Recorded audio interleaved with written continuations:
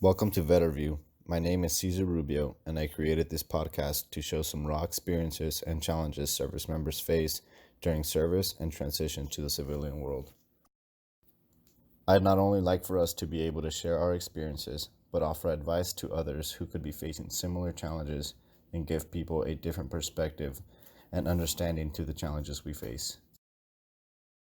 This is all right. So this is gonna be episode 8, Better View episode 8. My man Starling here. If you wanna fucking introduce yourself briefly, dude, hear it. Oh man, what's up, guys? My name is Starling. I know Mr. Rubio here from California. I got to serve with him, as well as some other guys out of in 2-7. Had a great time with all of them. I didn't really get to just be around you that long. You know what I mean, but All right. we did get some time together out there, and so yeah, this is me, man. Yeah. What's up, guys? When did you join the Marine Corps? Like, what were the years? Oh man, I joined the Marine Corps back in 2011, in May of 2011, and then I got out in May of 2015. I got out for about an hour or two. Yeah, I remember I was out for about an hour or two, and then an hour or two later, I actually got back in. It's crazy because I went and was I signed an extension because I was gonna go ahead and I had changed my mind. I was gonna reenlist, and I was and that's what I wanted to do. So yeah, so I got out for an hour. I basically EAS twice, man. Look at that. Yeah, you did. Did you get 2 DD-214s? Nah, man, that would have been lovely, though. Yeah, that would have been lovely. Fuck yeah, frame one and keep one for your files. I know, man. Yeah, that's I forgot that you had fucking gotten out, and then you were trying to fucking get back in, and you were in. How long were you in for after you fucking? Was it for 2 days? I can't remember. No, after I did that, I was in for another 4 months or something like that. Long? Yeah, because I was gonna go on that next pump with 2-7, and then shortly after that, the reason I ended up getting out and just staying out and not reenlisting was not long before I was getting ready to do all that and make it all final. I found out that I was going to be having a daughter, or I found out I was going to be having a child. So at that time, I decided to that'll go ahead and just do the extension for a little bit and then come back home, and and that way I could be there when my child was born and all that stuff. So yeah, that shit would change the world, man. I'm sure exactly what you were thinking about. You're thinking about going on deployments and boom, having kids. So oh yeah, and yeah, man, it was good timing too, because daughter probably saved my life. Is the way I was when I was a loose cannon when I was out there. It was young and dumb. All I had to worry about was me, and I was headed down some bad ways. So yeah, but I had to calm it down once I heard about her. So okay, yeah, for sure. Did you have a plan to always join the military, and was it specifically Marine Corps? From before you joining, did you always want to? Honestly, man. Honestly, in a way, I felt like I did, and then in a way, I felt, I never really knew.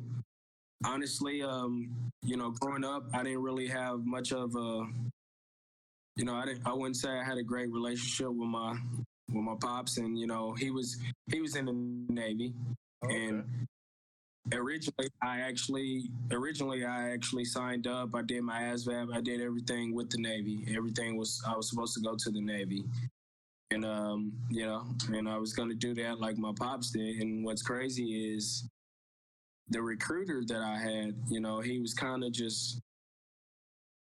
just dancing around, and one day he called me. He was like, "Man," he said, "I got this Marine Corps recruiter who wants to know if it's okay if I give him your number." I said, "Sure." Yeah. So dude comes out, he calls me, comes out to my house the next day and beats my ass in Call of Duty all day long. And then after that, like this guy literally told me nothing but bad things about the Marine Corps. And then he left my house and said nothing else. So after a few days, I'm like, wow. I'm like, if this guy, is going to come out here and tell me all bad things and just leave, and, he doesn't tell me anything good, I'm like, I'm sure there has to be a plus side to it all. And then that's when I actually went back and found him. And, that's when I'm like, okay, like, look, man, I kind of want to know more about the Marine Corps now. Like, you told me the bad, now what's the good? Yeah. He pulled some That's what reverse he did. psychology shit. Yeah. And that's one thing I will say is, man, everything that he told me, about the Marine Corps, like some people, they get told, this and that, and it's like they get there and it's not like they say it is. And it's, for me, that was never the case. Like everything was pretty much spot on. So anything bad or any kind of bull crap, it's like it was exactly what he said it was. Yeah, yeah. I hear that. I hear that from a lot of people. It's like, oh, the recruiter fucked me. Yeah. That's one thing I can't say. Yeah, me either, man. Like I was told straight up, they were like, it's not gonna be a good time. They were like, it's not gonna be like people are gonna fucking be yelling at you. Like it's not gonna be easy shit. Like it's not gonna be it's the fucking Marine. Fucking walk through the park, you know what I mean? I was like, Yeah. I mean, he's not bullshitting me, you know. But I didn't have a plan to specifically join. Like, dude, it's crazy. I didn't know that you were gonna join the Navy. Yeah, man, and that was honestly the only reason I was going to do that was just because it was like I was telling you earlier. I was about graduating, and I'm looking around, my hometown, and I see people, that's graduated, 5-6 years ago that are still hanging around with, people in high school doing the same things that we're doing, this, that, blah, blah. And I'm just like a lot of these guys, they aren't really making anything of themselves, and some of the things that I was doing, and I probably would have been just like them. So I just needed to get away from that type of environment. So Yeah, it honestly gives you like a that's how I got. yeah, it gives you like a I don't want to say an advantage, but it gives you like a fucking like a head start almost. I guess the military in general, if it goes well, gives you a little bit of a head start compared to it's fucking. Because I hear stories about people obviously weren't in, and it's like, oh, I worked here, I worked here, I worked here, and then I've worked here and I've worked here, and it's like man, I'm glad I haven't had to go through my full fair share of like bullshit ass jobs. Like I've had my 2 or 3, but nothing like what the people that have been out here the whole time, you know. Yeah, It was definitely. I know what you. Yeah, it's a whole different fucking uh switch on the type of world that we. No, I definitely agree, man. Yeah. I definitely agree. So you fucking. How old were you when you signed up? Were you fresh out of high school, 18? Um. Well, I was 19. I think I had I but once I signed up, we had to do the whole little pool lead dep program. So it was like, yeah, once I did that, by the time I went to boot camp and all that stuff, I think I was 19. Because at that time I wasn't, I had to get in shape and all that type stuff. So Did you yeah. Did you end up going straight to 27? Because was that your first fucking unit? Yeah, 27 was my first unit, but I actually got caught up in guard duty. Like, you know, it's like once you do boot camp, you know, you go to MCT, SOI, you know, do whatever, and Yeah. it's like, well, at the time, 27 was just coming back from one of their pumps. Everybody was going like on leave and stuff like that, and I actually got stuck in guard duty, and that's actually where I met Portalis at, which I'm not sure if you were were there when Portalis was still in 27. Okay, yeah. Well, I actually met Portalis in guard duty. Never even knew we were both in the same unit. Never knew we were both going to be in the same platoon or any of that. Yeah. Like complete stranger. And then I checked. Yeah, and then by the time I got dropped to 27, it was right before New Year's, and I was sitting there in the barracks, you know, by myself, and he actually invited me. You know, he invited me, you know, with him to go down to his hometown out there in Victorville. So that's kind of how my 27 experience started right there. Yeah. Did you? It was. Were they you deployed obviously, but were they set to like? Did you know that they were set to deploy again when got in there? You know, at the time I didn't. I knew, you know, eventually it was gonna happen. I didn't know how all that stuff worked, you know, and how they did like those kind of rotations and stuff. But so, you know, I knew it would happen eventually, but I knew it was just like a matter of when and where and all that type stuff. Right. So you were aware that you guys were gonna deploy. I wasn't sure if 27 was on a rotation, kind of like they were when like my peer group got there. 7, you know, started at like a 5-year rotation of. Yeah, and at the time, you know, 27 wasn't really doing it. They weren't really doing it like that. I think it was they had a little more time to like relax and yeah. Yeah, dude. So yeah, it wasn't. Yeah, it wasn't quite like that, you know. So you know, yeah. Yeah, the rate was fucking crazy. For what was it? Deploy 7 months, come back 7 months later, deploy again. It's just like boom, boom, boom, Yeah, boom. it was. And out of those 11 months that you were back home, it was just a fucking grind, dude. It's just like train. Yeah, you gotta go through training all. Yeah, dude. That's all you do. If you're not trained, yeah. If you're not training, if you're not out in the field training, you're doing some kind of inspection or some kind of class or. Sure. Like, geez, man. It was pretty intense at the base at fucking 27. I showed up when you guys were already. I think it had just started the pre-deployment training. Everybody thought we were going to Afghanistan again. When I had heard 27's going to Afghanistan, like crazy deployment, holy fuck! Because I didn't know it. I came from a super like pogue ass unit with Kanan, super. Wait. Yeah. Okay. I always thought I didn't even realize y'all were at a different unit before y'all came to 27. Really? I never knew that. No shit. Yeah, man.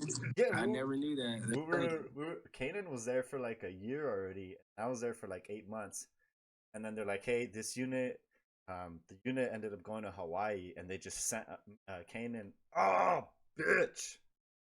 1 second, guys. And Shazam! All right, we are back. Yes, sorry about that. Yeah, we were in this unit VMU3. The main focus of that unit was like they used the fucking drones for like reconnaissance. So we would just Okay. support them. They use those fucking UAVs. We'd see them fucking the way. Did you know the way those land? They get fucking hooked on like this big ass rubber band, like this big ass like fucking. I don't know if it's a rubber band. It's like a rope. They literally crash those fucking like $1 million fucking drones, and they just hook them and they just spin and they hang on a pole. Crazy. Yeah, it's some wild shit. We were That's crazy. yeah, so they sent Kanan and I to fucking 27, and we had no idea what type of shit show that was gonna be. But back to your story, were there any expectations that you had?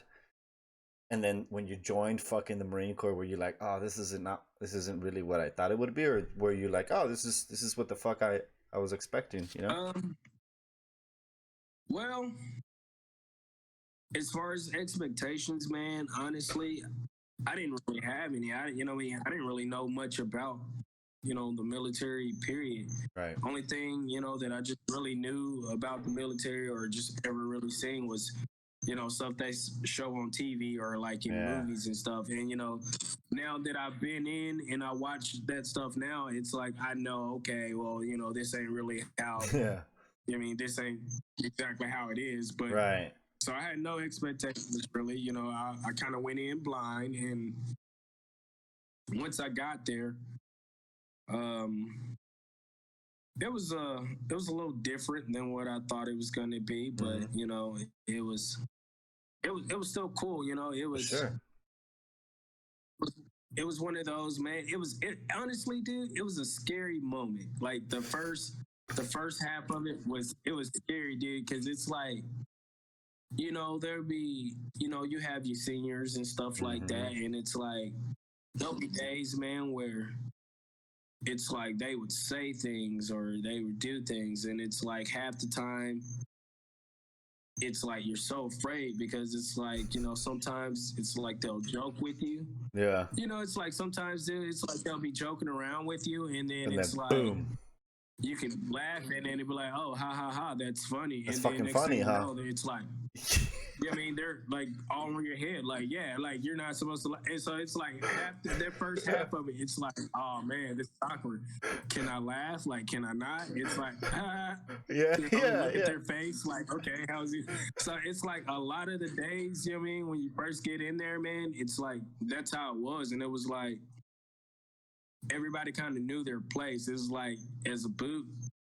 I'm not gonna talk to my senior. I'm not gonna go talk to my senior. I'm not gonna go bother him or nothing unless he comes and talks to me. And then it's like, you know what I mean? Sometimes it's like I think they just got bored, dude. They would come mess with us and talk to us.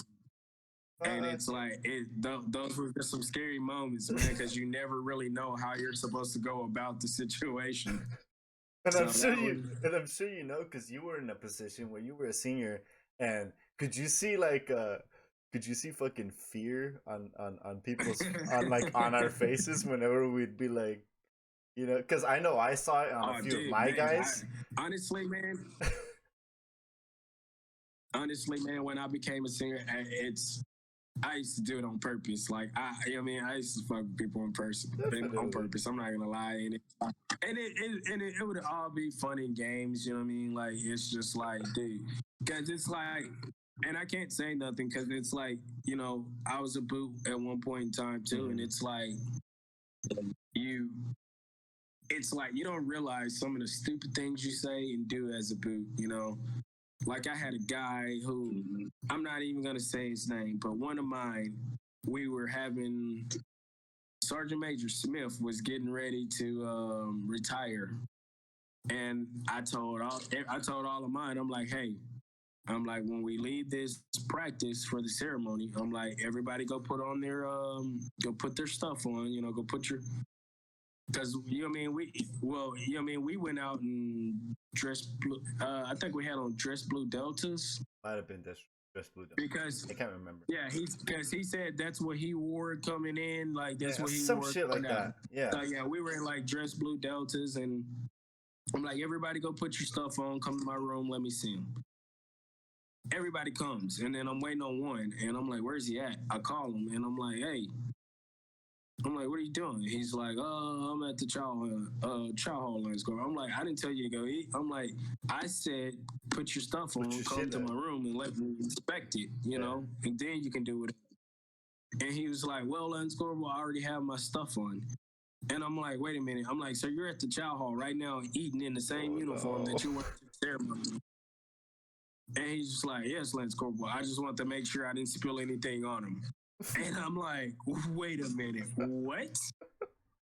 I'm like, so you wanted to make sure you didn't spill anything, so you wore him to the job. Yeah, and I'm just like, you know, I'm like, I've been one of those guys. Now, nothing to that extreme. Right. I mean, nothing right. crazy, but I'm like, I've been a boot, you know.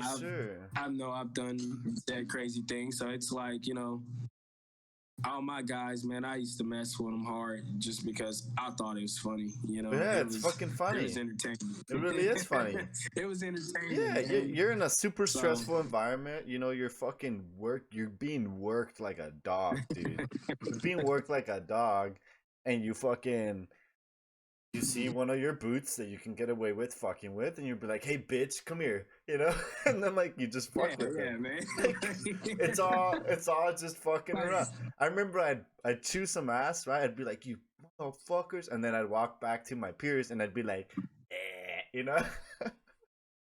I'd be like, oh, man. you know, it was. You know what? This is what got me, man. Like my very first field day that I had with 2-7, right?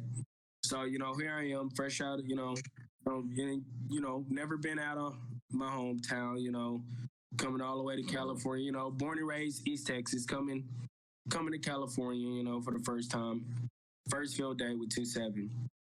And apparently I used to, you know, back then I was always talking like I was on the block, as they would say.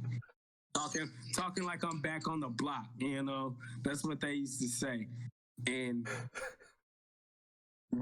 it was, you know, Sardinated. Like, oh man, he was my dude, man. Me and him we became good friends after a while. But my first field day, I did something, and I guess it pissed him off, and he made me walk up and down the catwalk the whole time, singing "I'm a Little Teapot."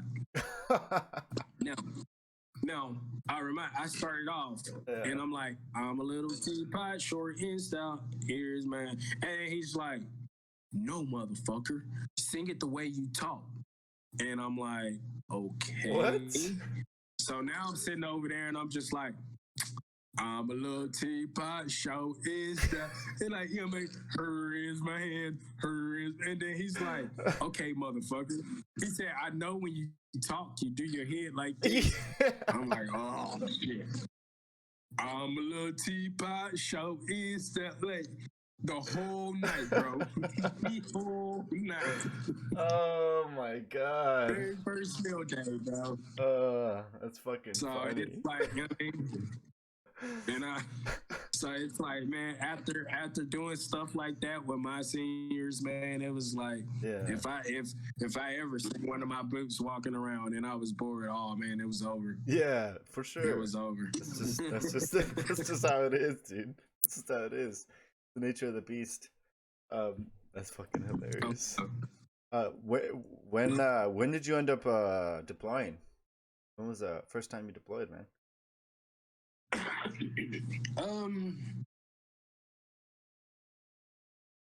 Honestly, I'm maybe 2012. I honestly can't remember the exact like dates, man, anymore. Right, just a year. I think it was in 2000 and either 2012. It was either in November of 2012 or November of 2013. I really can't remember. It's one or the other. Right. I honestly can't remember, man. You guys went to fucking good old Afghanistan, huh?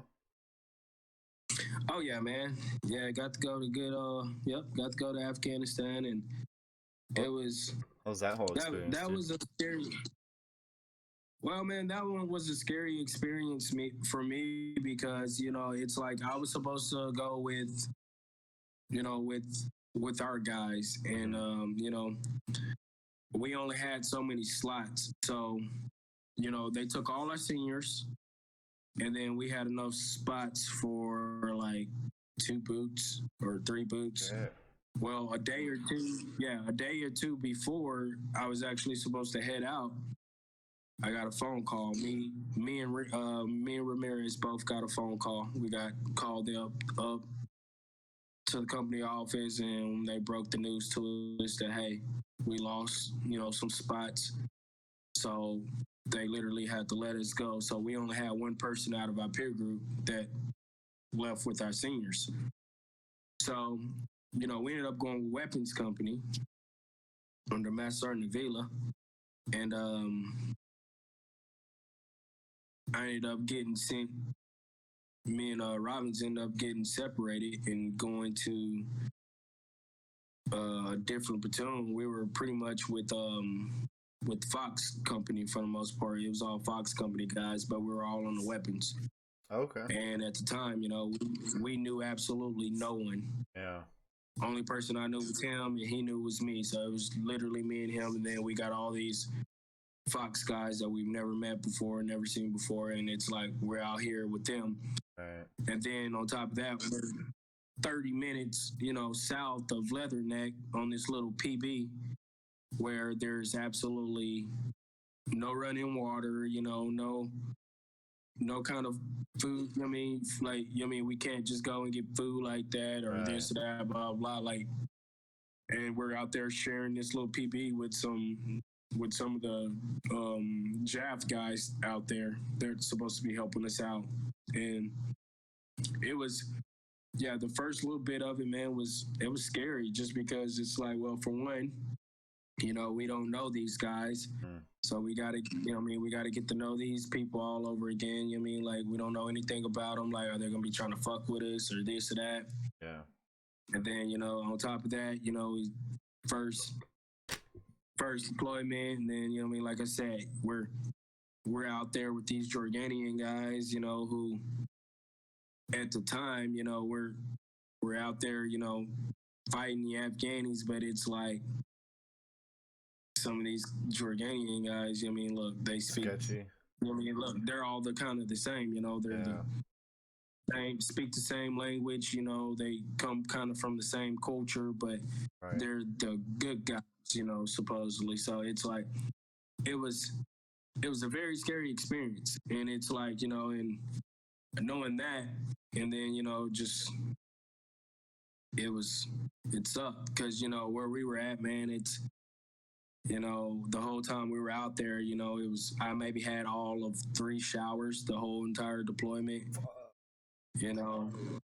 baby wipes the whole time, Field I had shower. to clean with baby wipes the whole time, every time I had to go take a drop of deuce, had to go poop in a bag and then go throw it in a burn pile, and it's like, it was just a different experience, it was like no shit, just like raw and gritty, you know what I mean? And did you guys so did you guys get all kinds of IDF and shit? And like indirect fire or like oh well, the first 2 weeks that we were out there, man, it was quiet. We didn't get any contact or anything, no IEDs, no nothing. Wow. After the second week, I would never forget it. It's the first time we actually took contact. I can never forget this story. And it's like we did a raid on this compound. It was a guy named Kershaw. He was like a mid-level Taliban leader.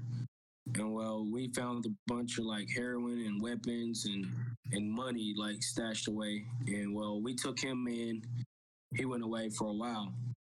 Well, at one point we started living out of this guy's compound, So we pretty much took over his house, we set up our VIX and, had our perimeter set up around it, so where that way we can have, watch and stuff like that. And so we're sleeping in this guy's compound now. Well, we did a hike. I mean, we did a patrol on foot about, I don't know, maybe about a,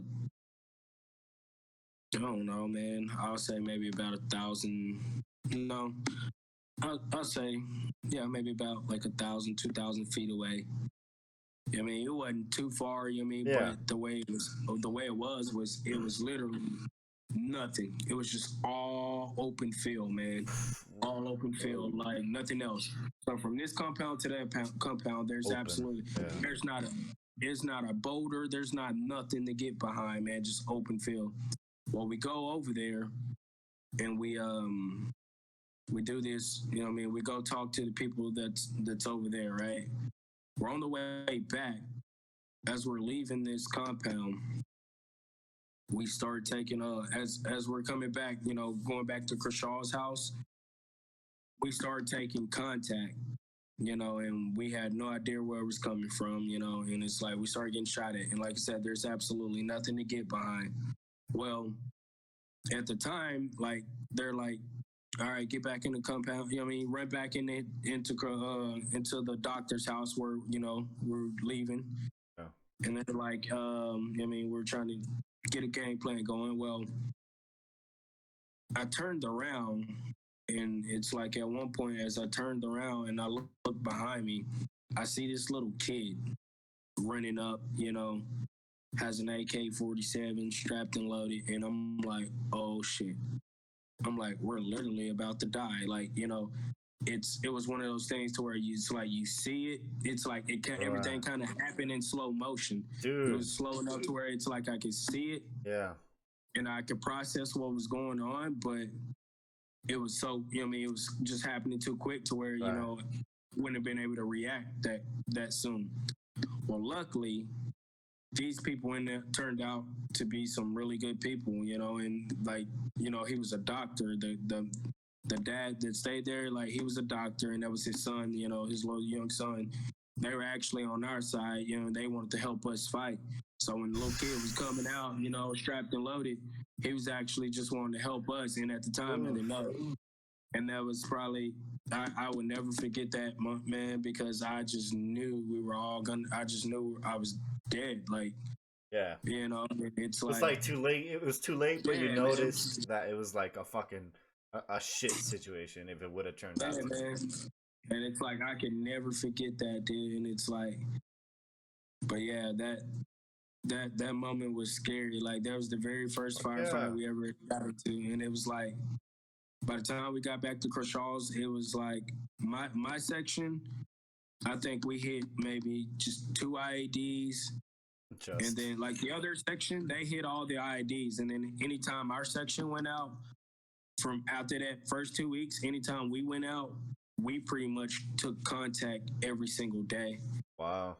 You know, and it was like, you know, if we weren't, you know, either we would go out on a patrol and we would be taking contact, or the other section would go out and hit an IED, or they, you know, or they need like QRF, you know, like to come out and help them. And it's like, we'll come out, take contact again. And like we were working with some of the British Marines too. And those guys were so freaking nuts, man, and so wild.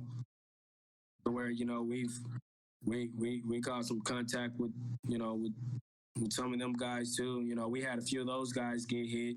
Oh, shit. Just like we had one of the EOD guys get hit as well, you know, that was out there with us. And, you know, it's like those kind of days, like, you know, it got to the point where we were taking so much contact to where it was like, man, it got to a point where, you know, we started to love it.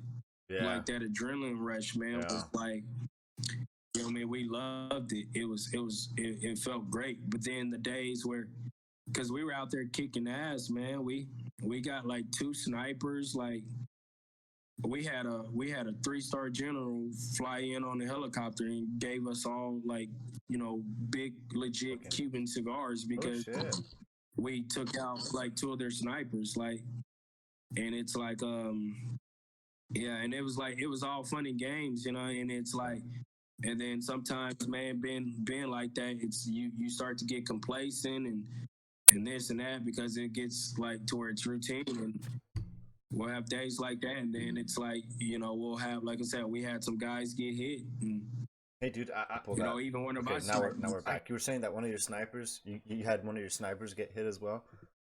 Yeah, man. One of our snipers, my boy Buckles. He actually got like hit in his bicep. Oh, shit. Yeah, it was crazy because he actually went and got a tattoo in Arabic that said "nice try." Really? I thought that was pretty BA.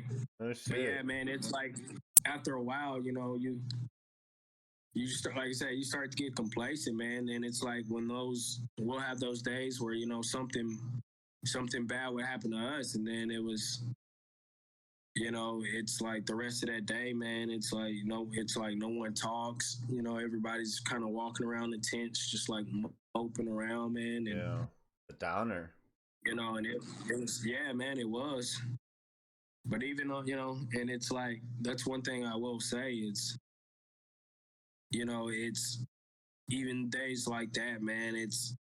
I think the conditions that we were living in, the way we were living, like I said, we had the only clean water we had was, we would get little shipments, like that we'll have log trains to come through and give us like some water and stuff, like, drop off pallets of water and all that type stuff. But that's how we brush your teeth. That's, that's what we used to drink. That's how we had to use a lot of stuff. And it's like the conditions were like so shitty, man, to where it was like the way we entertained ourselves, man, and the way we could pass time, dude, it was amazing because, we really, you really, meet people, and it's like, man, we had such a crazy bond because of that.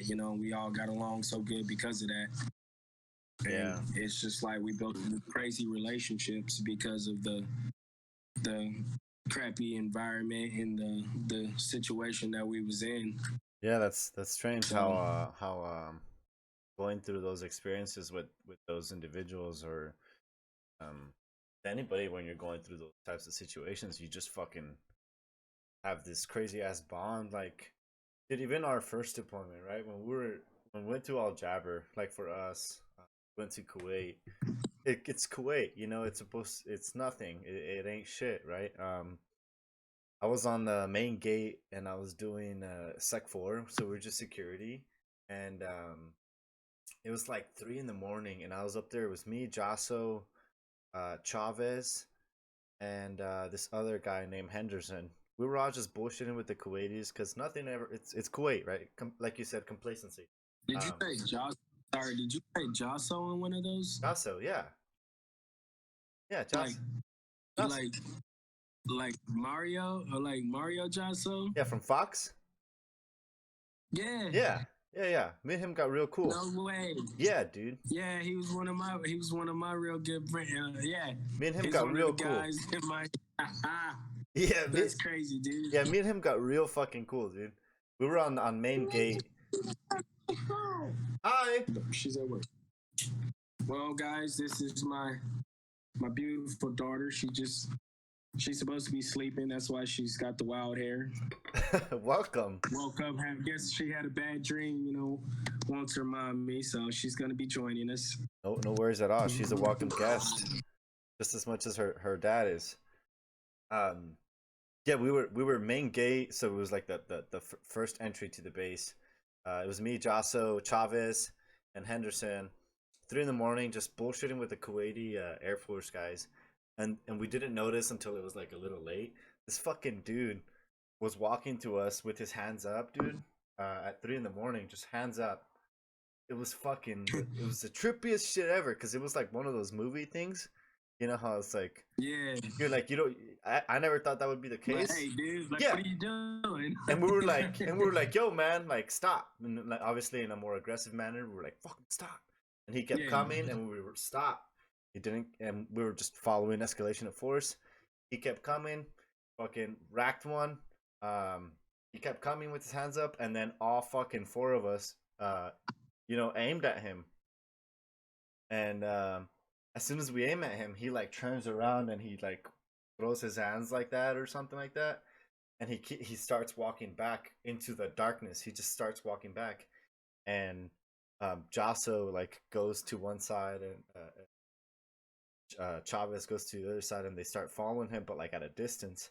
And I get some cover behind like a concrete slab, and I tell the other dude to scan like the sides of the road because it was pitch black. You couldn't see it with like some thermal goggles just in case if he was like. I know it was Kuwait, but it was just that was something that unusual that never happened. Yeah, man. I mean, still though, Yeah. it's So we had him like you know, look over to the sides to make sure that there wasn't like people coming in the dark, like in the dark areas where we couldn't visually see.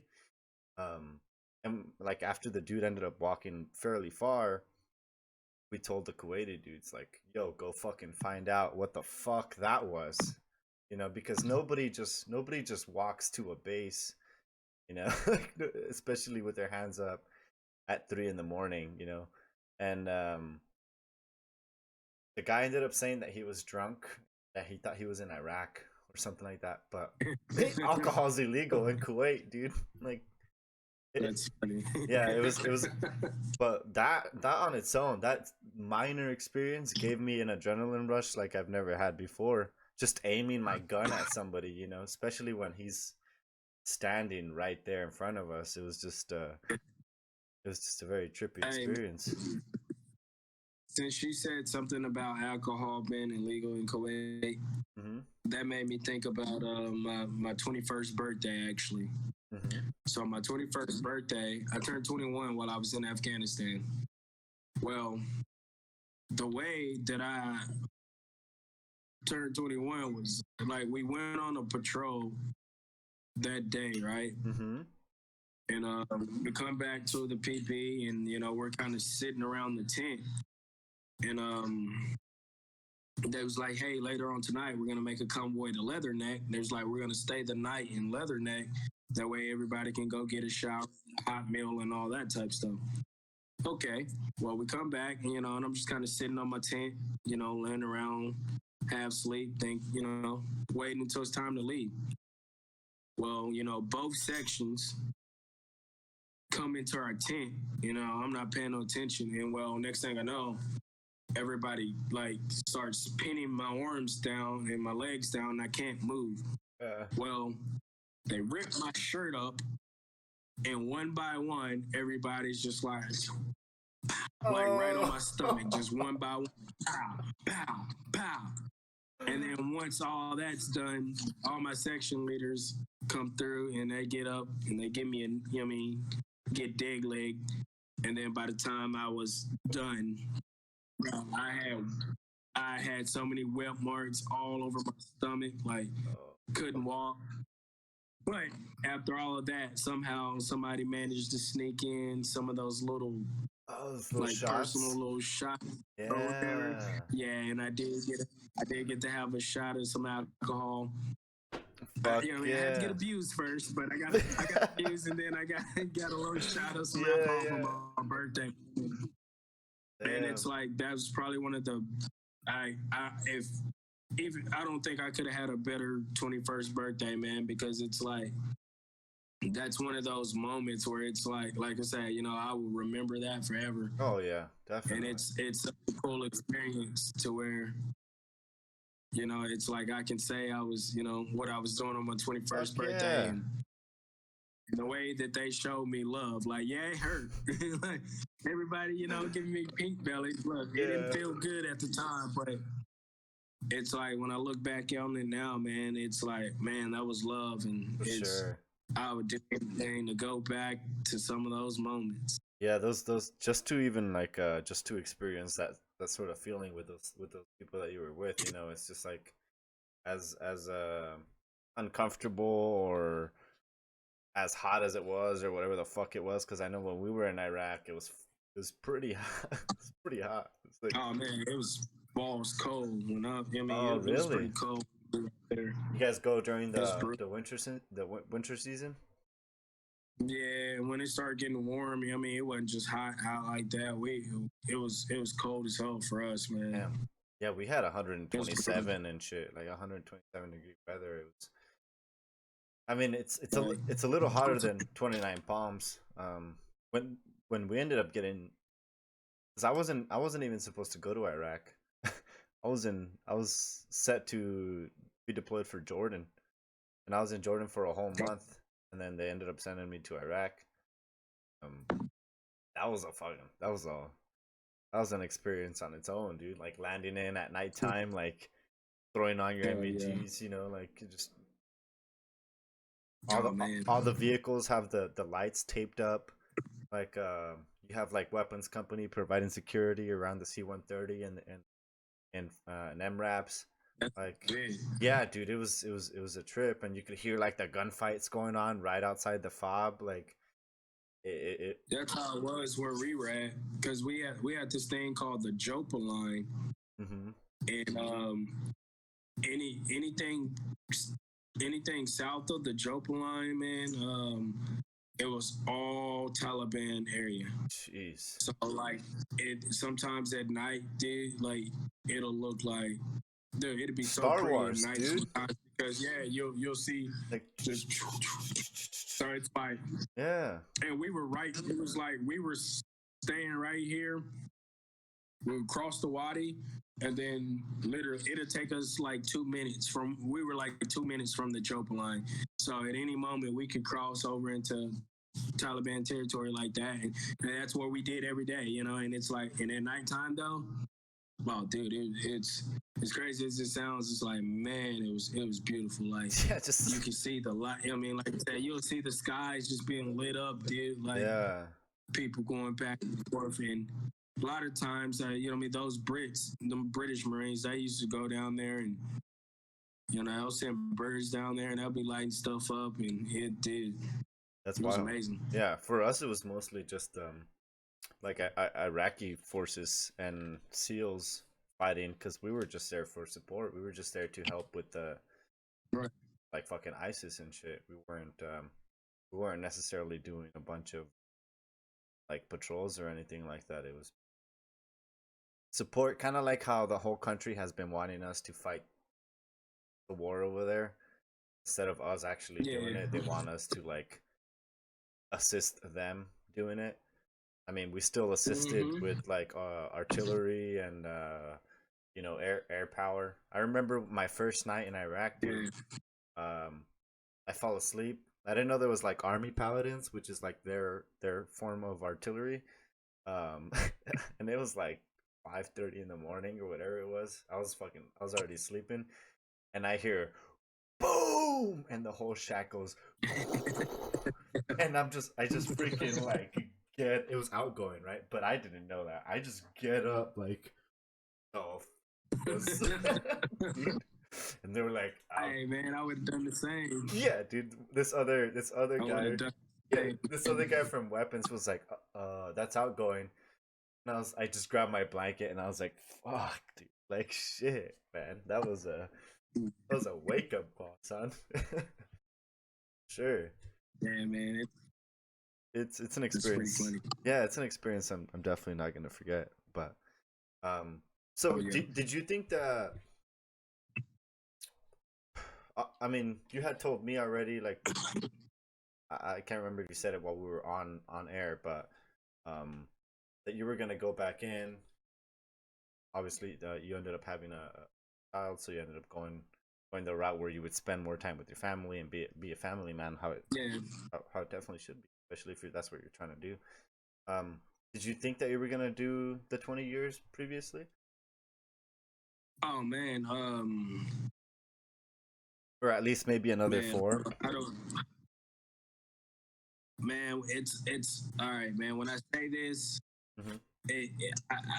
I don't. It's gonna sound bad, you know what I mean? But you know, for anybody who knows, anybody who knows me and knows like the type of relationship I have with my daughter, and you know what I mean, and how much I love her, man. It's if I know for a fact, if she wouldn't have been born, man, I know for a fact I would probably still be running and gunning right now, man. Yeah. I'm sure me and my boy Ramirez would be side by side still to this day, running and gunning, man. Yeah.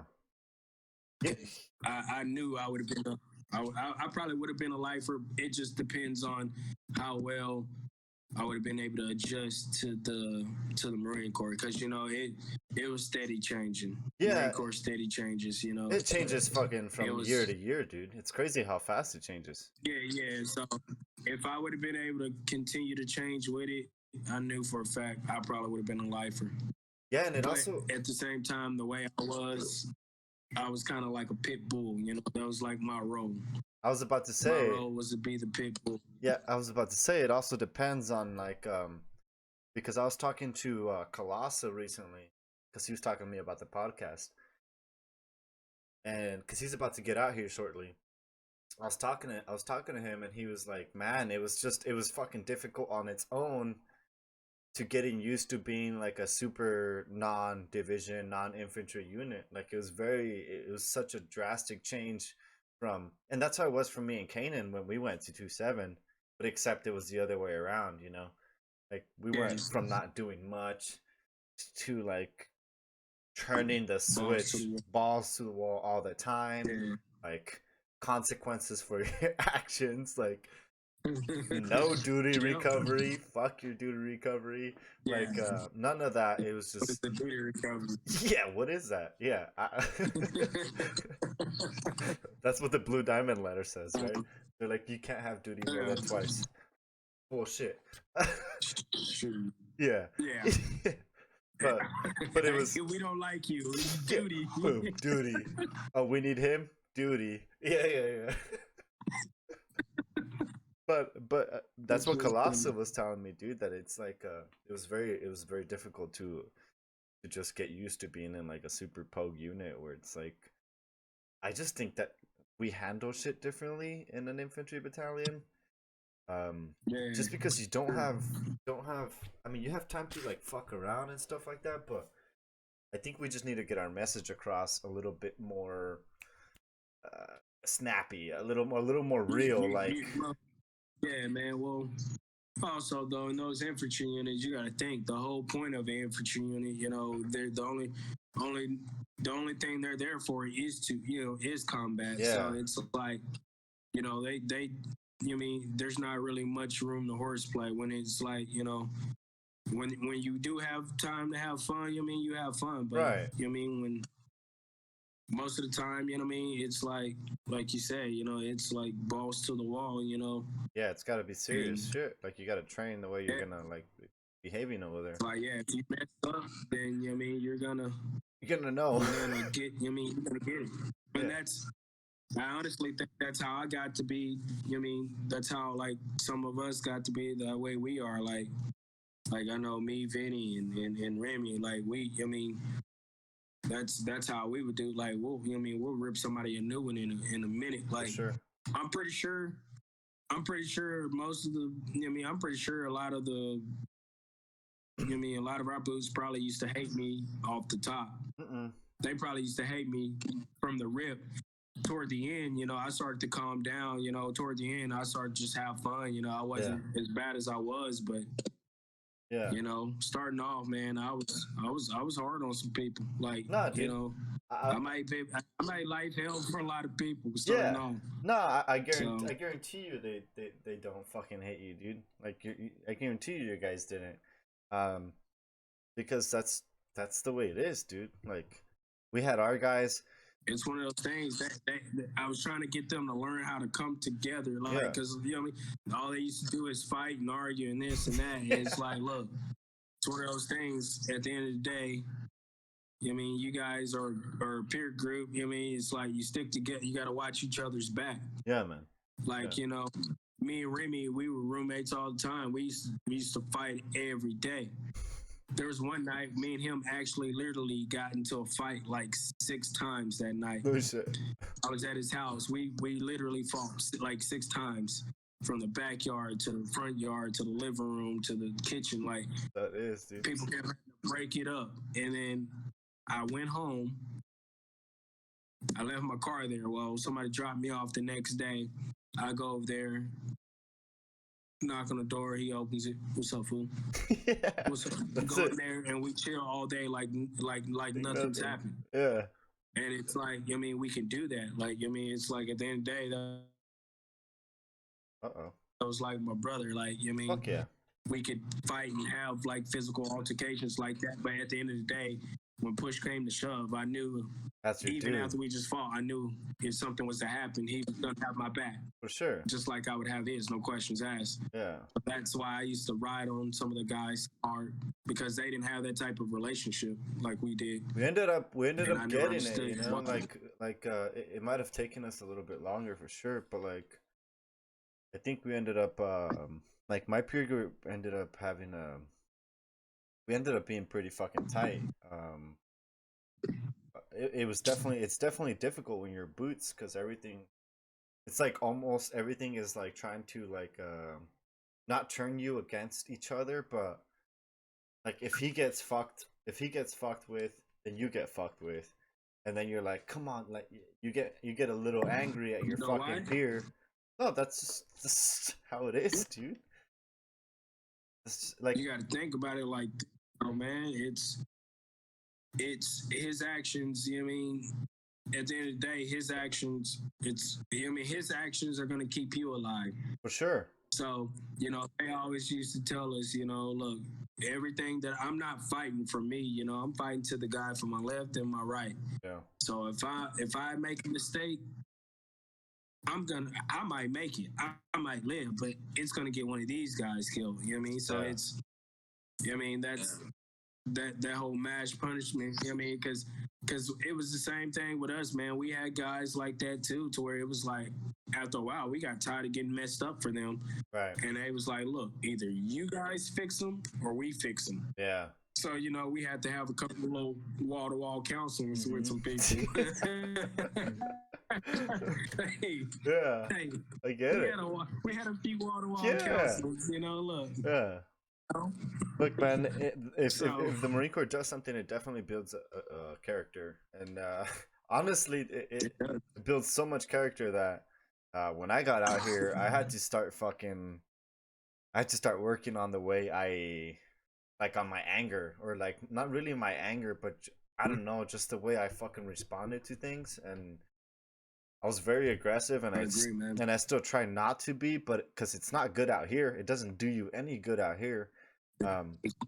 But it that was just the way I reacted to things. Like, get the fuck out of here, you know. Mhm. Like, it was just it was immediate, like immediate conflict. Just I know exactly what you're talking about, man. Because honestly, man, when I got out of the Marine Corps, that's probably been one of the hardest.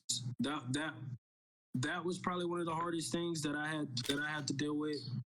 Because I felt like, I had a love-hate relationship with the Marine Corps because it's, for sure. yeah, I gained a lot from it, but I feel like the Marine Corps also took so much away from me, man. It's like, I hit some tough times while I was still enlisted, and it was one of those things, man. It's like, and maybe it's just something to do with being a male too, but maybe it was just like, the way the Marine Corps is, and then it's like, I feel like a lot of times, like, guys, we don't just really talk and express and things like that anyway, to where it's the culture. at one point, man, it's the culture, and then the Marine Corps backs that culture up, right? Because like even in my culture, right, in like my Hispanic Mexican culture, right, it's not like, oh yeah, show your emotions, or like show what the fuck's going on up here. No, it's like, just fucking deal with your shit. And then I joined the Marine Corps, and it just doubles it up. The Marine Corps is like, nobody cares all the time. How many times have you heard nobody cares? Like, it's the Marine Corps, they used to tell us all the time, you're replaceable. Oh yeah. It's like you so that's one. I mean, look, it's just like, man, I loved it, but that's one thing I will say is, it was rough at times too, man. Sure. It really was, because it's, and that's what I don't think a lot of people don't understand, man. It's like, like for me, before I joined the Marine Corps, I had never really had to deal with a death in the family. Like, I can only remember two of them. And both of those, I was young. You know what I mean? So I just didn't really remember, a It whole doesn't lot necessarily about affect. the people. Yeah. Yeah. So, but after I joined, man, it seemed like every time I turned around, man, I had a family member that was close to me, that was passing away. You know what I mean? And half the time, it's like I couldn't even. I couldn't even leave and take care of things, take care of that, and it's like, after a while, man, that stuff will get tough, man. Fuck It's yeah. like, Fuck yeah. and like, like, like my sister, my oldest sister, she had she first had my nephew. He was already born, and like 3-4 months old before I even seen him. I didn't, Same, before I dude. even found out. Yeah, same shit. You know, people, like I said, people said he passing away, and honestly, at one point in time, man, I hit a real low spot. It was we came back from deployment. Um, one long after that. One long after that, man, it was I think one of the guys that was with me, like on that PB. I was in 2-2, he was in 2-1, so he was in the tent right next to me. My friend Whitfield, he was he had passed away. He was killed in a motorcycle accident. And it was like that happened, and then right, not long afterwards, my boy Chuck or Patalis, he was dealing with a death in his family. And when I first met him, I had some personal things going on. He took me in, so he called me one night, because he had some things going on, and I meet him out in town, at a bar, and I don't really go out and just drink with him like that night. I'm kind of listening to him vent. Well, leaving, I had a broken tail light and I ended up getting pulled over. And I guess there was already a cop sitting outside the bar. Well, I ended up getting a DUI. Fuck. And yeah, so I get a DUI. Now I'm getting busted down. Lost rank, this, that, blah, blah, blah. And then maybe a week or two later, it was like I had a week or two later, I get a phone call, saying my grandmother had a stroke. Damn. And then it was like the very next, they was like, oh, she had a stroke, she's doing fine, this, that, blah, blah. Then the very next day, because I'm busted down, and I'm on restriction, I'm getting a knock on my door. And it's the duty, the OOD. Yeah. And he's basically coming to give me a Red Cross message where my grandmother had passed away the very next day. Then right after that, my girlfriend, which is my wife now at the time, she, me and her were having issues, and it was like the very, like the very next day after that, she left me, and it was just like, It's just one thing on top of another, and then you were like on restriction. Yeah. Yeah, and it was like, sometimes it's like people forget. One thing I will say, for people who don't never been in the Marine Corps or never, It's the military, really. been in.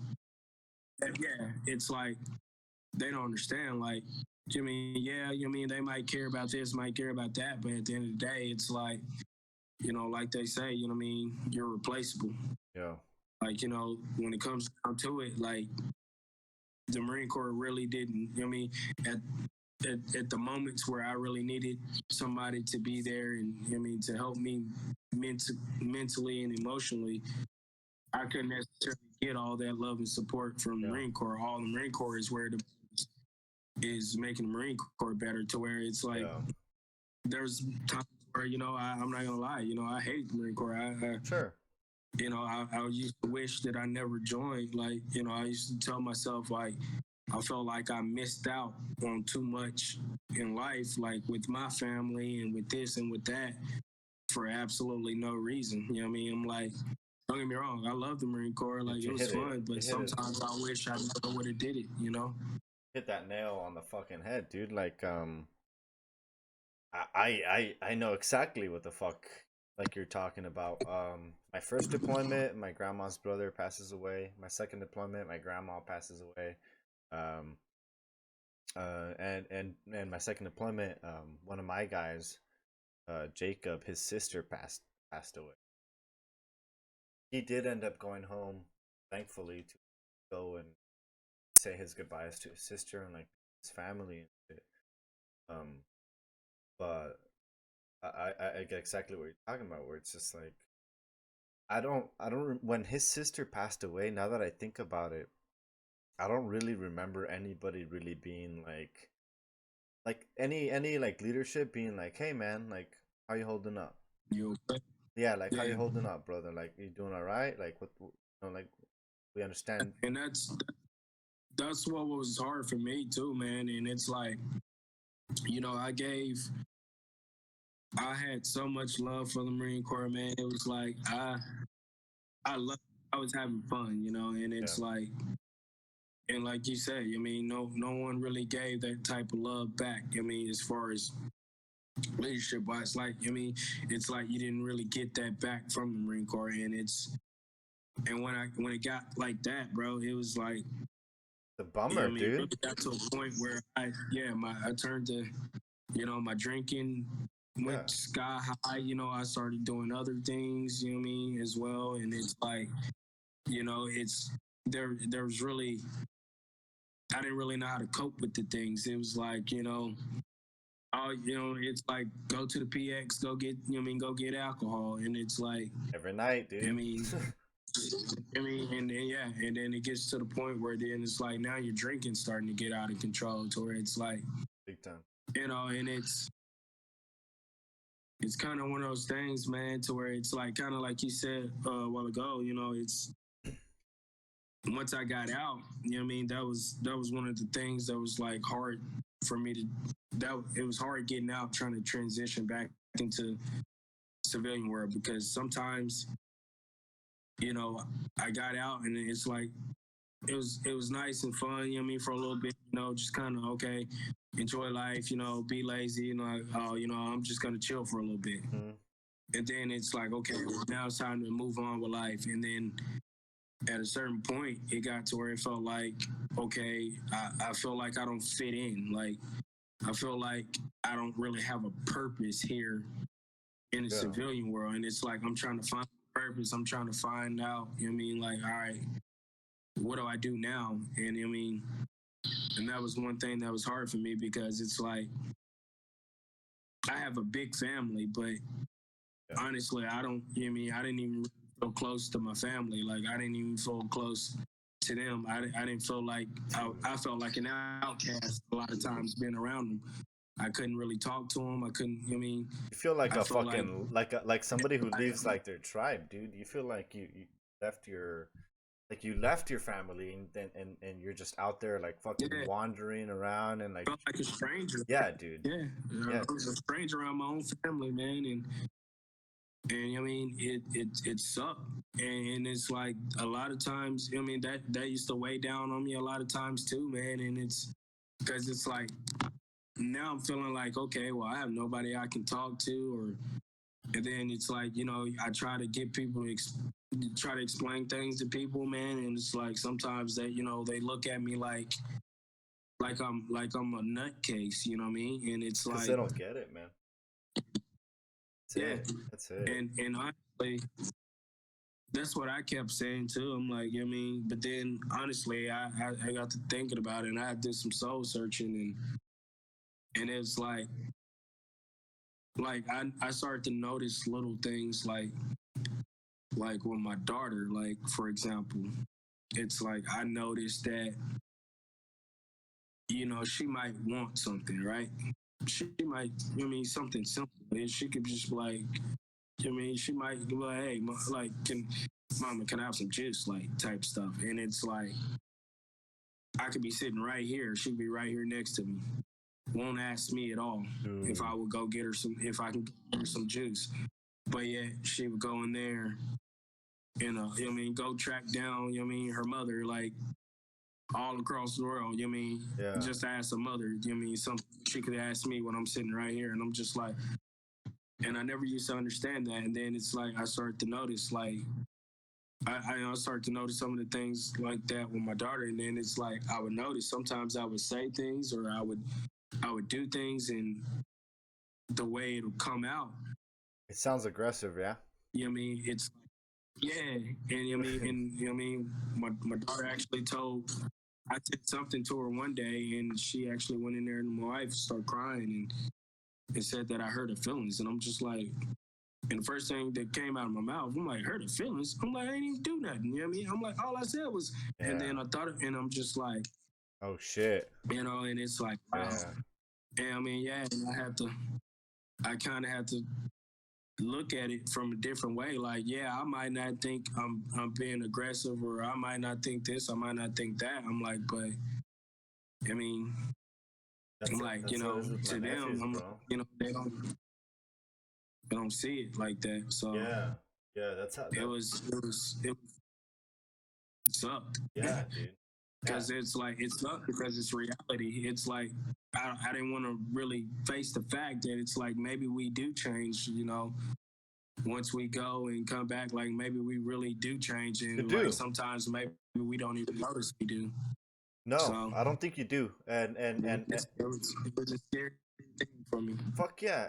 And I don't think it's easy to notice that you changed. Like, I had my nephew over, and this is why I know exactly what the fuck you're talking about. I had my nephew over like a month ago, something like that. And my brother texted me, and he's like, hey, Brayden's asking if he could play with like your VR headset. And I was like, why doesn't he just ask me? And he's like, oh, it's 'cause he's scared of you. And I was like, what? I was like, dude, I don't want like my nephew to be like scared of me, man. Like, I want him to be like, hey, like, let's fucking do this, or like, let's do that, like, hey, and he's like, my brother, like, jokingly asked me, he's like, what'd you do to them, man? Like, like, why are they like scared of you? And I was like, I don't know, man. Like, I don't know. Like, I don't know what's going on. That's like, maybe I'm just coming off as too strong, but that bummed me out, dude. Because it's like, I want my nephew to be able to be able to talk to me openly and like not worry about me being angry or upset. And it's not like I'm always like in a super mood, but I think it's just the way that my head processes things, and it's like, it's very hard to have sympathy for people when it comes to kind of like dumb things. Yeah, I agree. It's very difficult, and I try not to let it get to my head where I feel like a douchebag, because they'll be like, it's so hot, and it's like 87, Yeah,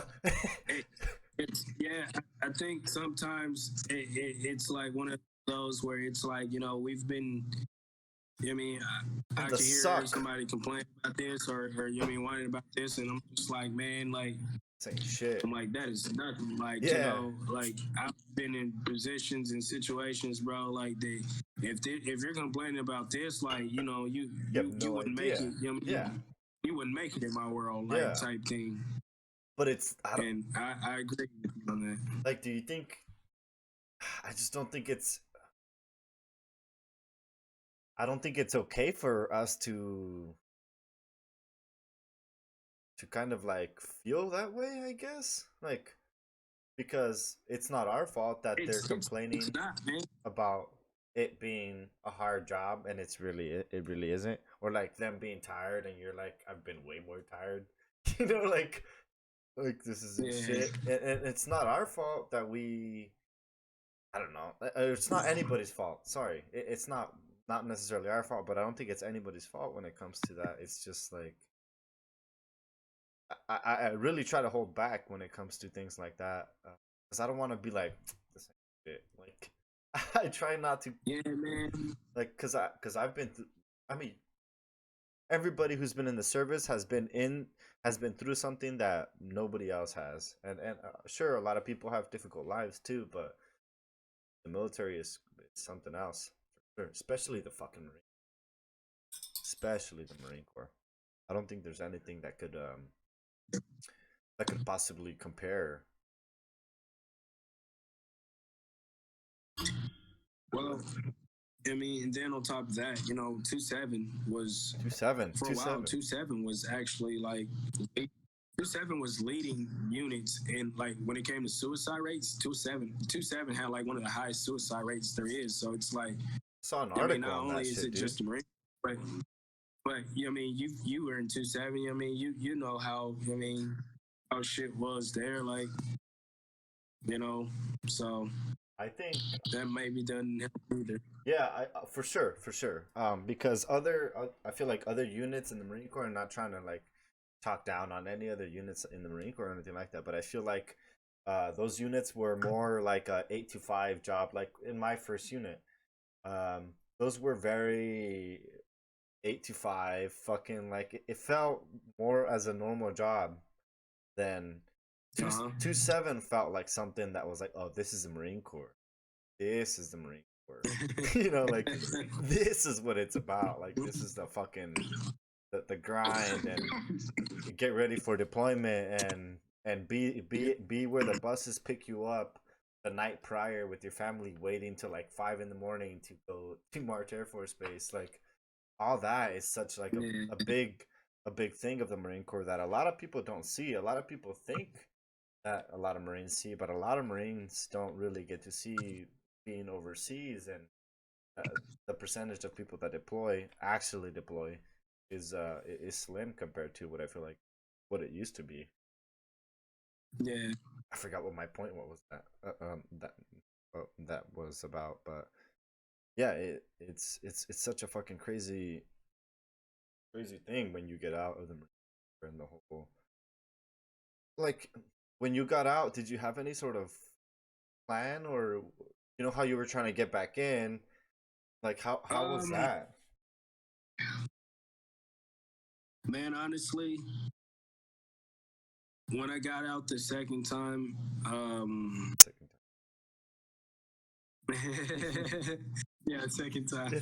Yeah, when I got out, man, and left like for good, it was honestly, I that time and moment, I didn't have a plan. Honestly, that time and moment, I wasn't really ready to leave. I wasn't ready to go. Um, I knew I had to make a decision. The decision I made, it was, I was thinking of her and not, and not me. But right. it was one of those things that it was hard for me to leave.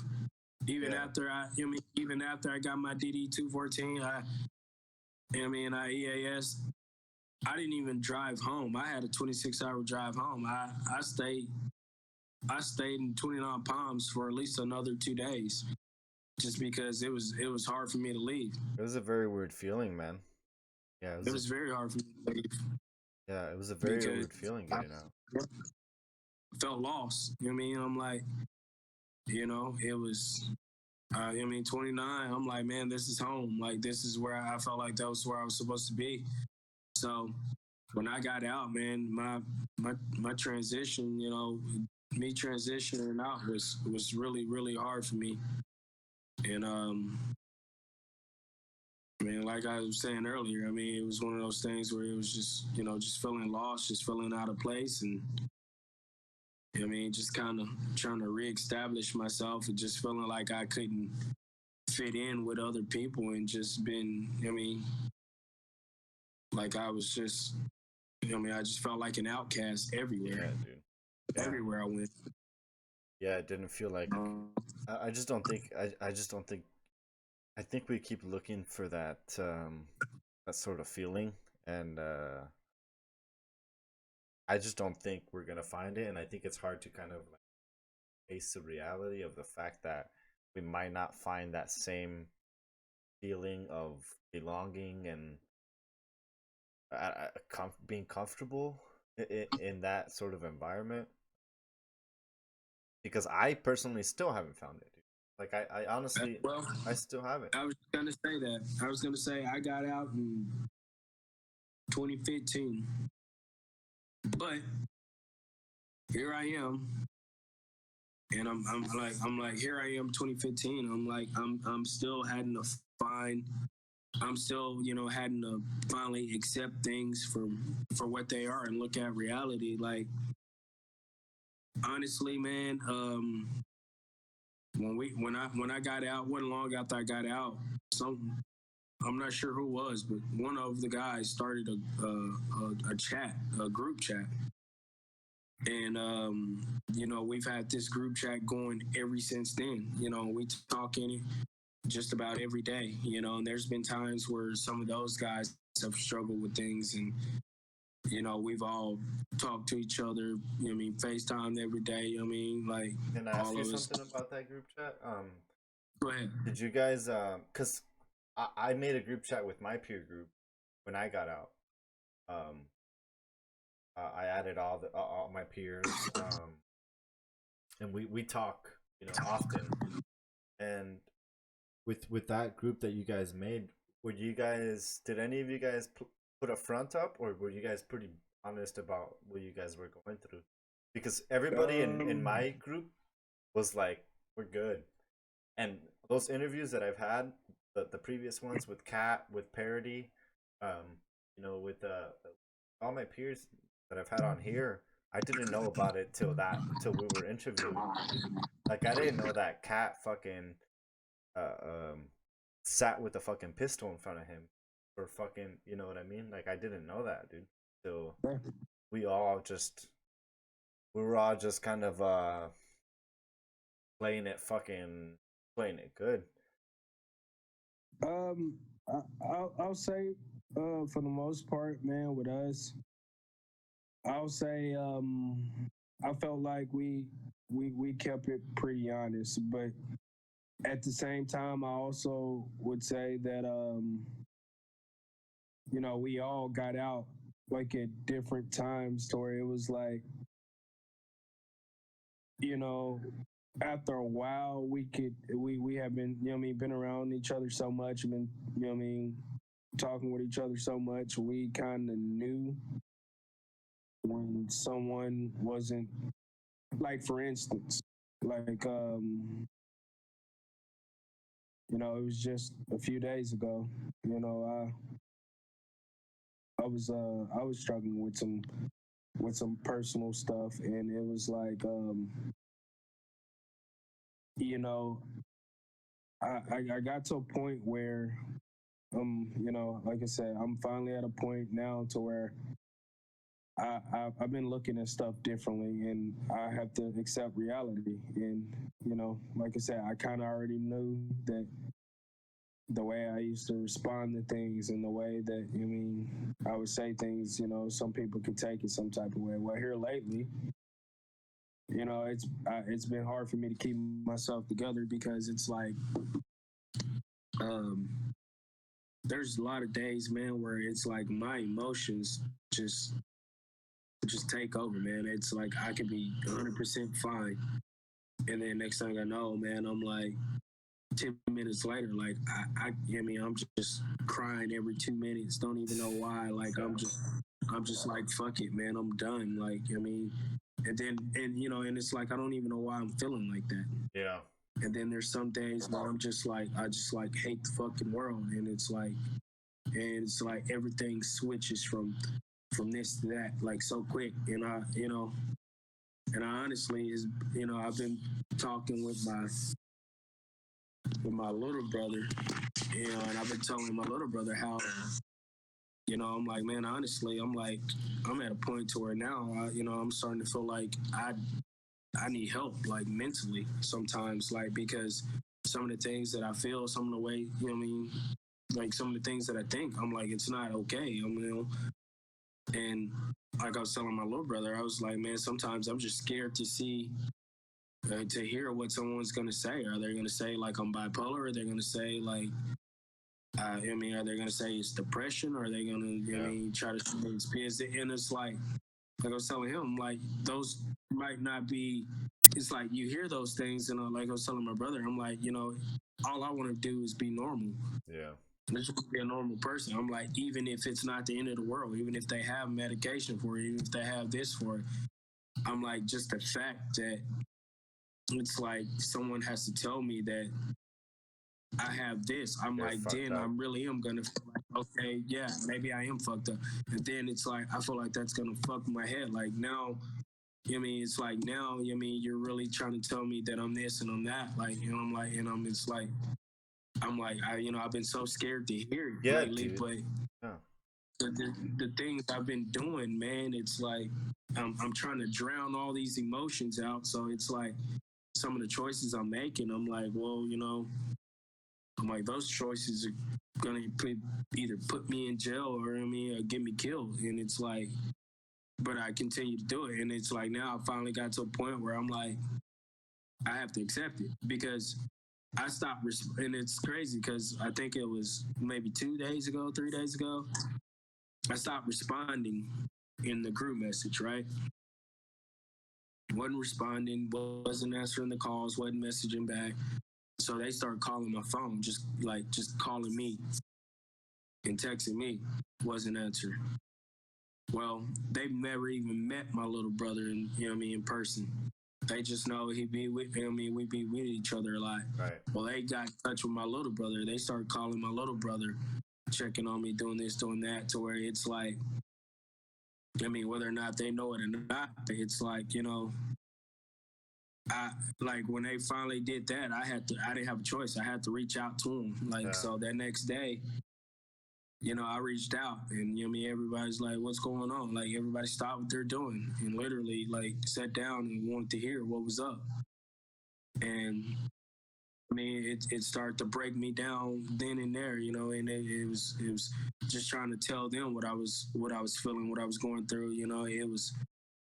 It was tough from just to even get the words out, bro, without just wanting to break down and cry. And when I got everything out, I was feeling some type of way. And then it's crazy because my boy Vinny was just like, everything you just said. He was like, I've felt those same exact things. I've done this, I've done that, and it's like just hearing him say that, and and how he went about it and what he did, and that's why what this person said and that person said. It's like it made the biggest difference in the world to where I felt like, okay, well maybe it's okay, even if I do have any of these things, like maybe it's okay. Like it's normal. Like, we I'm did not some the shit only that one. wasn't normal. Yeah. Yeah.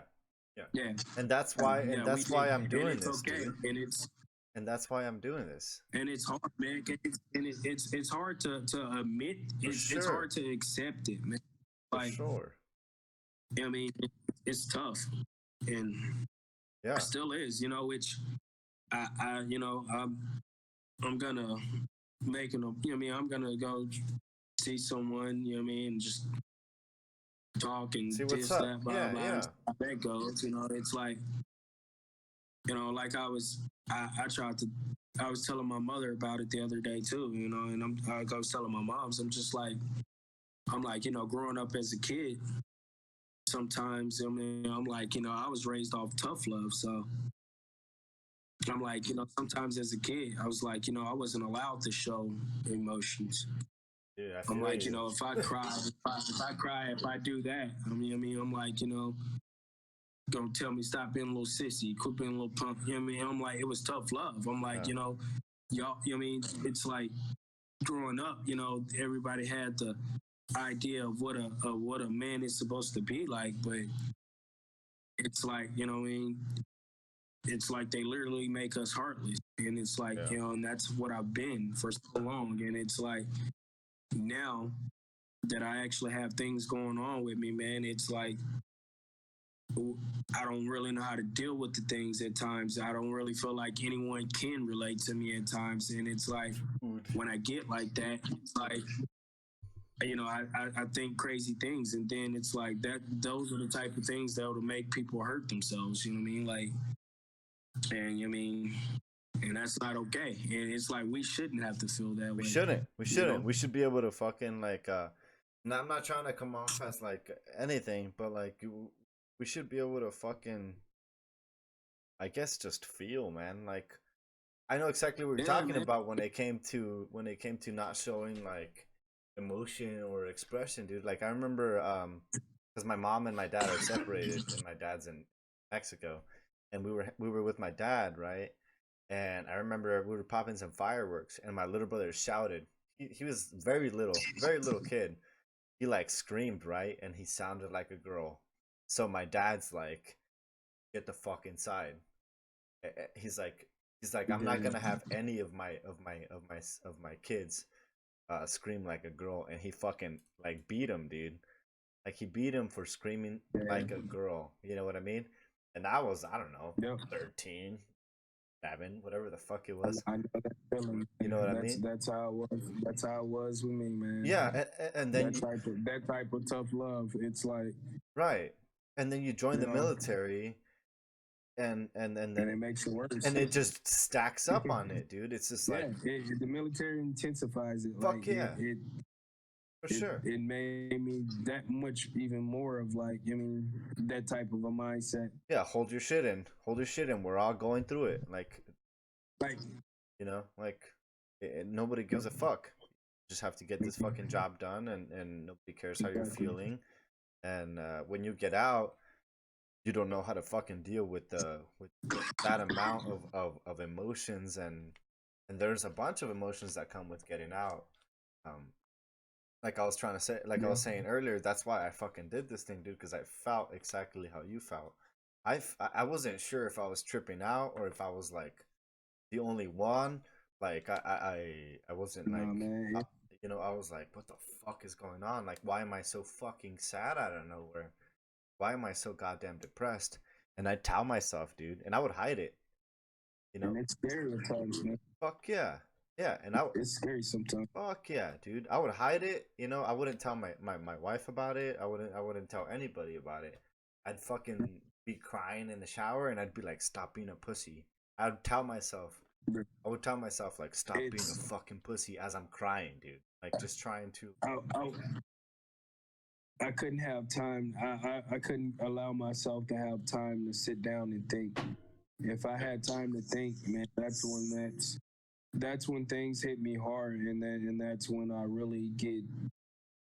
That's when it really messes me up. Like, if I can stay busy, stay on the go, not have time to think because I'm too busy, it's like I'm good. But the moment, you tell me, hey, we're off today, I have nothing to do, and I just sit at home. That's when, it's like I start to have.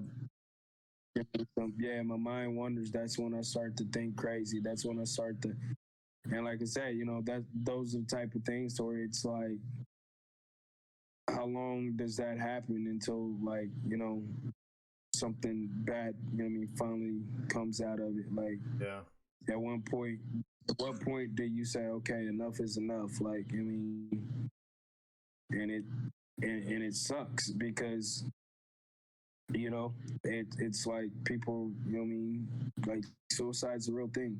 Fuck yeah, it is. It's one of those things where it's like, I don't, it's one of those things where it's like, I don't want to die. Like, I know I don't want to die right now, but at the same time, it's like, I never really understood how,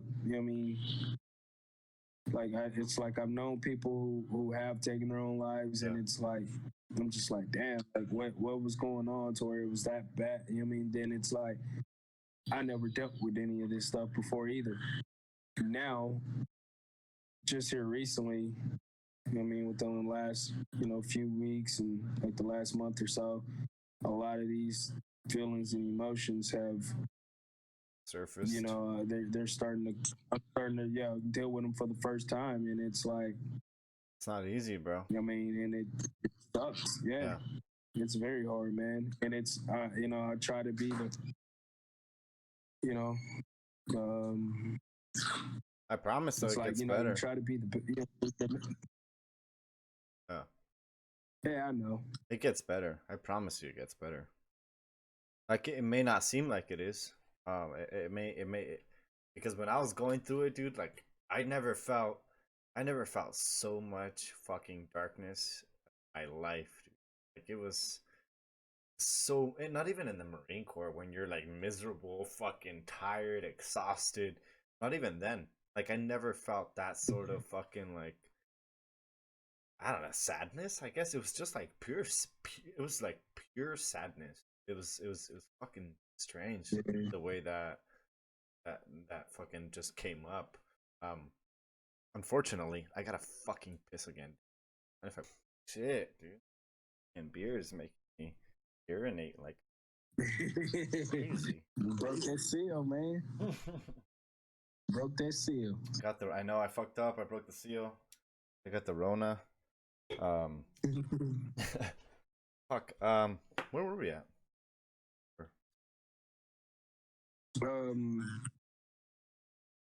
I guess we were kind we're of just talking about how it feels after getting out, right? Or yeah, we're basically talking about how, we both, just like the feeling of the, like, being depressed and this and that, and how we're basically saying how it's how, like, we should be able to feel whatever.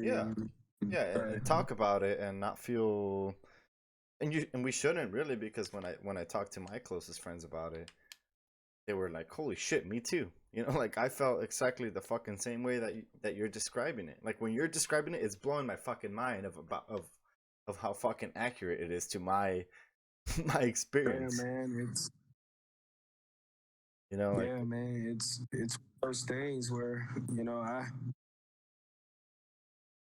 I broke it down to the guys the other day and let everybody know kind of what was going on, um, some of them have those same exact, feelings, and it's just, nobody talks about it's yeah, it's like we drink, we do this, we do that. We do everything we can to numb it. Like it's like, I'm good at numbing the pain, but just because it's numb, that doesn't mean it's not there. It's like, not dealt with, really. Eventually that numbness wears off and I have to come back to reality. Yeah. And sometimes that's the scary thing. It's like I'm scared to deal with reality sometimes, so I just try to stay numb, in any kind of way I can. Yeah. So I don't have to deal with it. It's not easy to try to just fucking express those things. I don't think it's very fucking, I wouldn't say it's frowned upon, but I don't think it, like you were saying earlier before we started talking on here, it was that like everybody thinks you're crazy. A lot of people think you're kind of crazy. That's what sucks. It's like, and it sucks because it's just like, I don't want to be like, I've had family members, that's tried to pull me to the side and tell me like, like, hey, you're not okay. Like since you came home, you're not okay. And I don't know, maybe a lot of times maybe that shit just kind of went in one ear and out the other, because I'm like, oh, whatever, like, just saying things, but it's like, then again, sometimes, certain family members can say certain things, and it's like, it hurts to hear. Fuck yeah.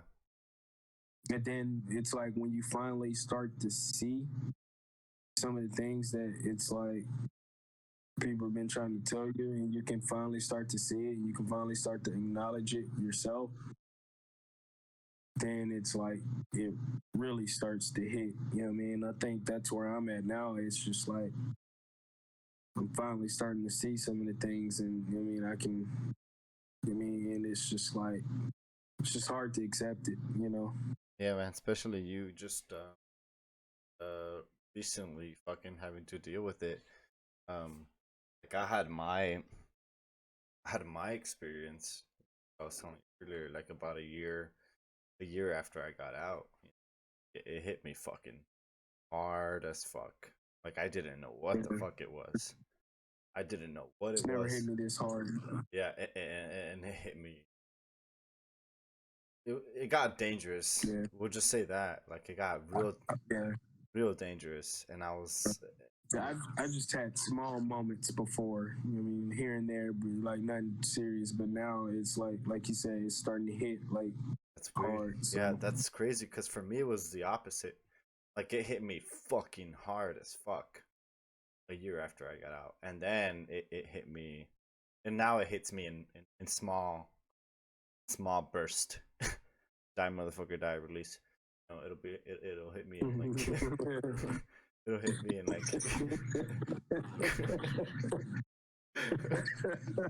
They said die motherfucker. Motherfucker die release. Okay. Amen. Fucking say the ditty. Yeah. That's how it hits me now, you know what I mean? Yeah, man. But that shit hit me hard. Like I had my since you're going now, like, you already going like my darker. I've already talked to the guys about it. It's better, dude. It's better for sure. Again, that's what I was saying. Like that's why I'm doing. I felt like I was the only one. I thought I was just like odd man out. And I started asking people very cautiously. I was like, "Feel weird out." Like I worded it like that. I never said feel fucking emotional. You know, I never said like fucking depressed. I was just like, oh, pussy footy. Instead of like, hey, dude, Yeah. fucking depressed, fucking super down. I actually hit up Gunny Rap. That was fucking. I was in like my still dark moments. I hit up Gunny Rap. Hit me right back up immediately. What the fuck? What do I do? Stay fucking busy, man. Like this passes. Like he fucking responded, and I was just trying to reach out. Because like I said, it got so bad to her, and like feeling that way, and I was. I understand that, man. Like, I definitely understand that.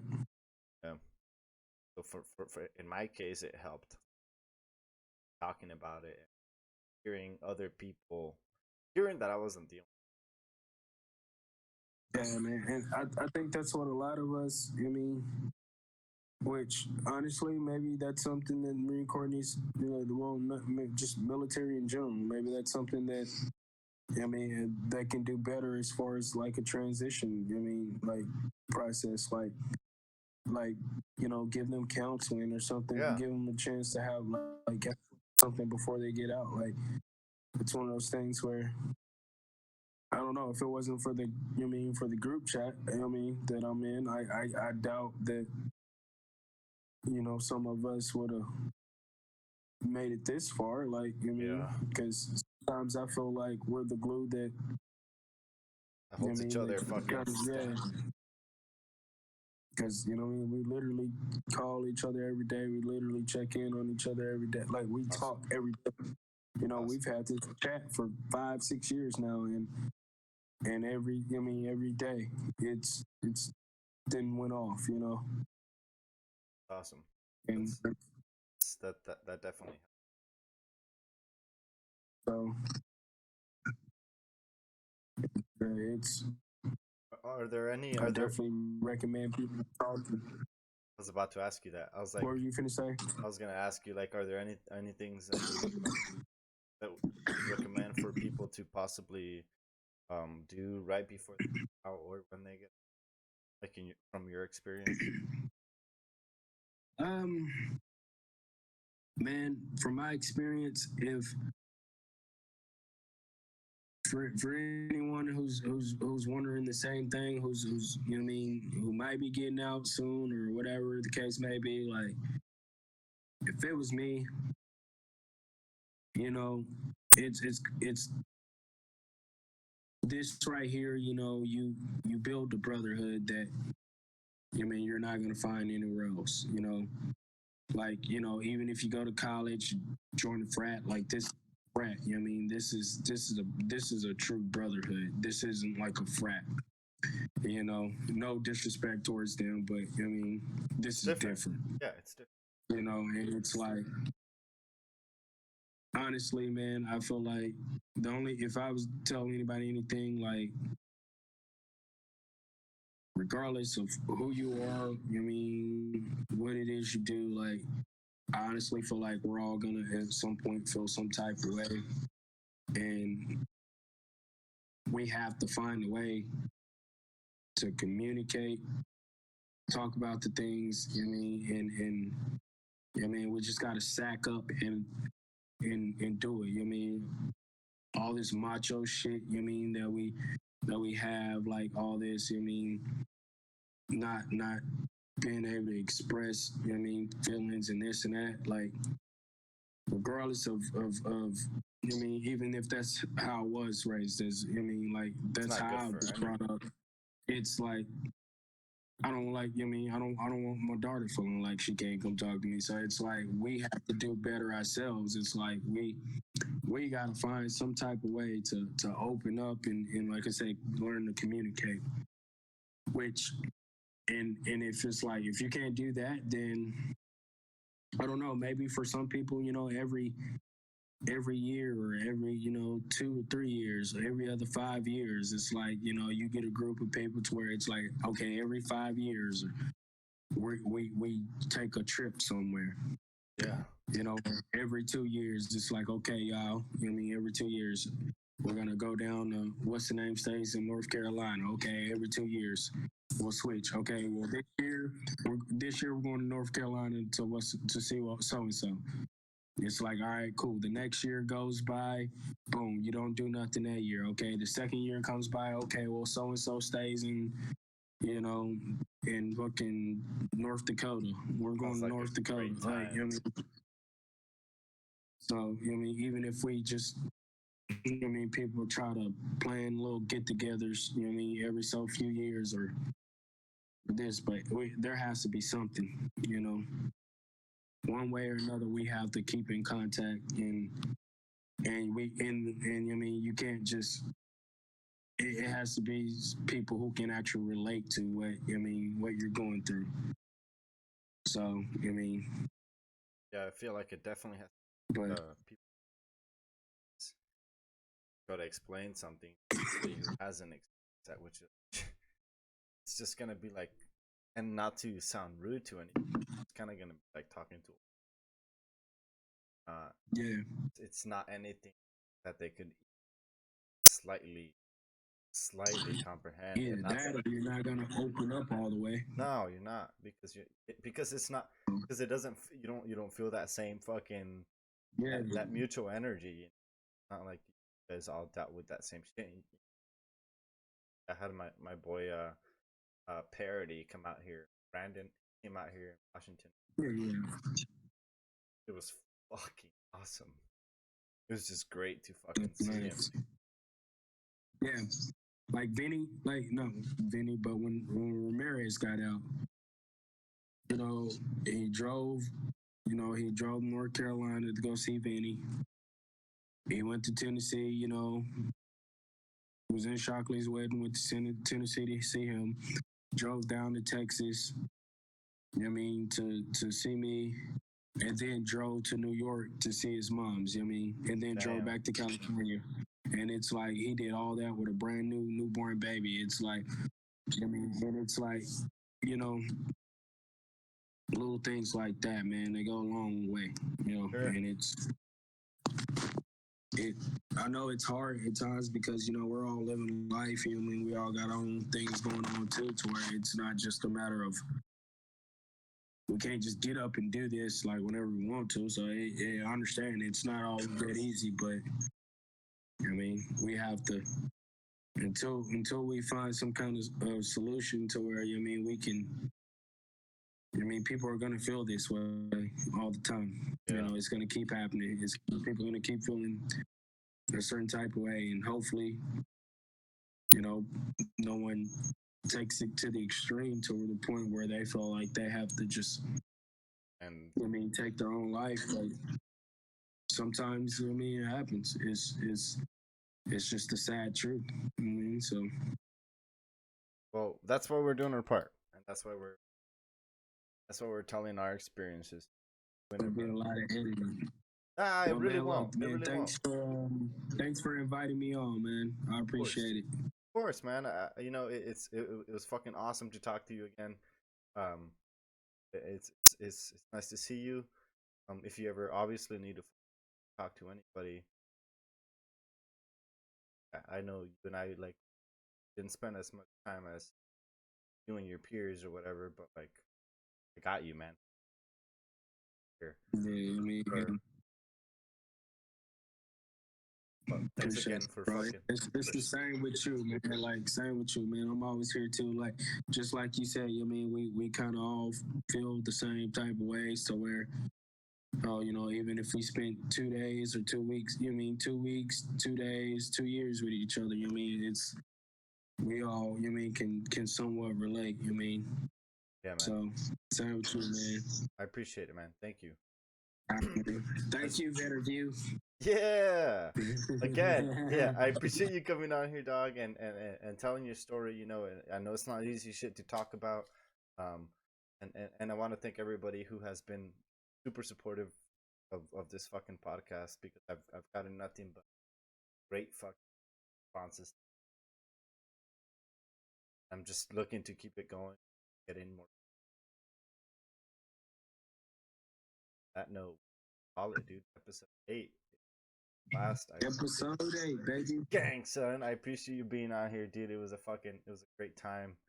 And if you liked it, obviously click that motherfucking like, subscribe. Please subscribe, because a lot of people that watch it aren't subscribed. So, subscribe. Okay. I'm gonna have to check it out. Make Yeah. sure I can Share figure it, out how to do please. it. You will. Yeah, Yes. no Share it with second. people. But keep an eye out for the next episode, guys. Thank you. Hasta luego.